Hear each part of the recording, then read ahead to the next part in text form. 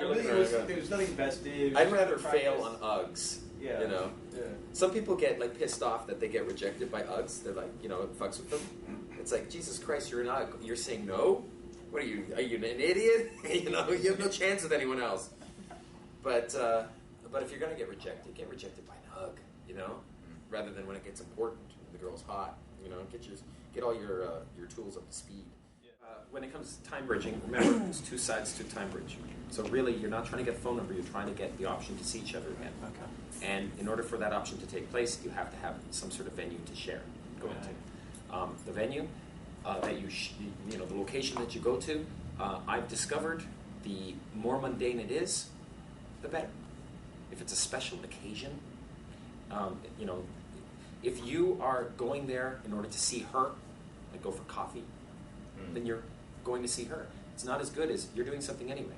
Right. Now, if you're doing something that happens to be mundane, like for instance, why don't you come over? I'm smoking hookah. I'm going to load this thing up. You know, bring a candle because I can't light the charcoal without it. And then they're like, oh, I can't come over. You know, I've got things to do. Well, you have to come over. I need a fucking candle. I can't light this myself.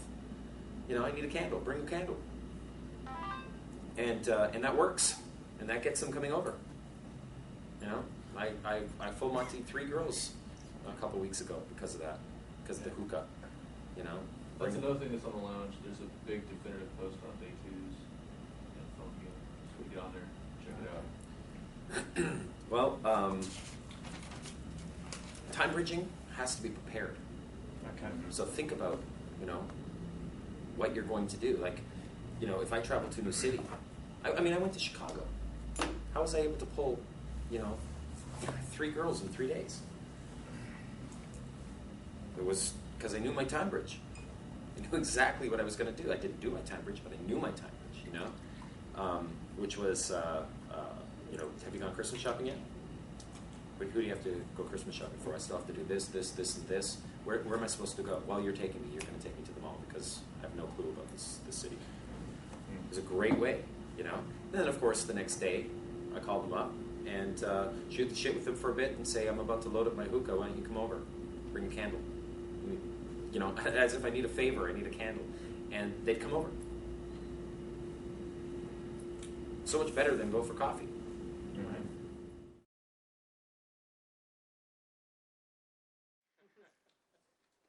Okay, A3. What is the name of A3? Okay.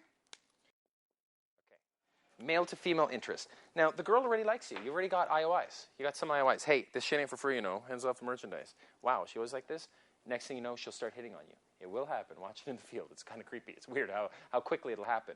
Can I try on your glasses? No, I don't know you from a hole in the wall. Your head's big. You're going to stretch out my glasses. Things can only stretch so freaking far before they snap. Shit. So you throw things like that in, and very nice. Or they try to grab this. If a girl touches this, watch for it, okay? If they touch it, she's attracted to me. If I'm wearing my big-ass platform boots and she says, hey, I love your boots, I'll respond, no, you don't. You're attracted to me. If I wear this big-ass hat that I sometimes wear out, and she goes, hey, I love your hat. No, you don't. You're attracted to me. Think about it. What if you went up to a girl and looked at her shoes and went, wow, I love your shoes. And she goes, no, you don't. You're attracted to me. And walked off. You've telegraphed your interest. What are you going to go up to an ugly girl and say, hey, I love your shoes? No, you're just an idiot trying to come up with some sort of way of communicating your interest. And you've used shoes as the option, like she's never gotten that before, like I've never gotten the, I like your hat, right? So you already know you have attraction. You can move on. Thanks. What do you got going for you more than your looks? You're very pretty. You have beautiful eyes. Can I touch them? Oh, dirty fingers. Hold on. I'll take care of that. Better? So now you've got indicators of interest from her. You're off into A3. I have a series of, or a sequence of events that takes place over and over again. This is called the bait, hook, reel, release model.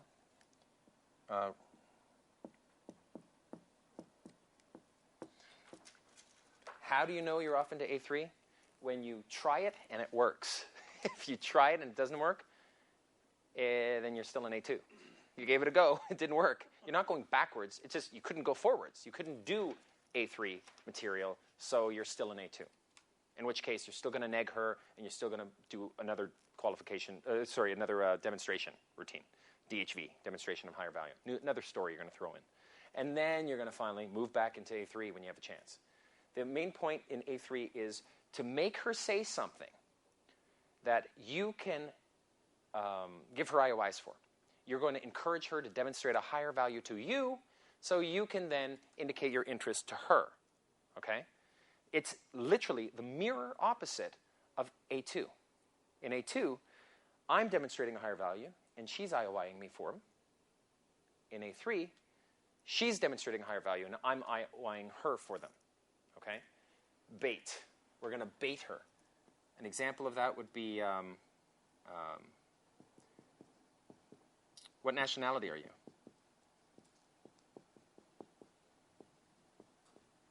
What nationality are you? If it hooks, she tells you, German, or whatever. You reel her in. A reel in is really an IOI. You reel her in with, no way. I love German, or whatever. Okay, oops, I love German. And then you release. I can't even talk to you now.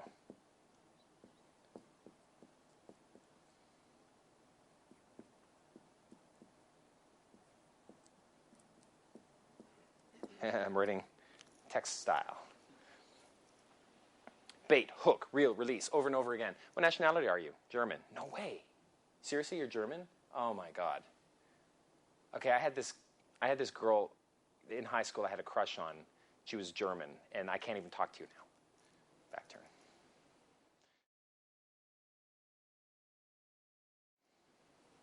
I learned this particular method from an exotic dancer I was working. She said, "What do you, what's your occupation? What do you do for a living?" And I said, "I'm a magician, an illusionist. I do stage shows." She goes, "No way.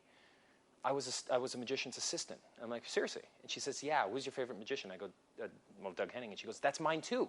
Doug Henning is so much better than all the other magicians.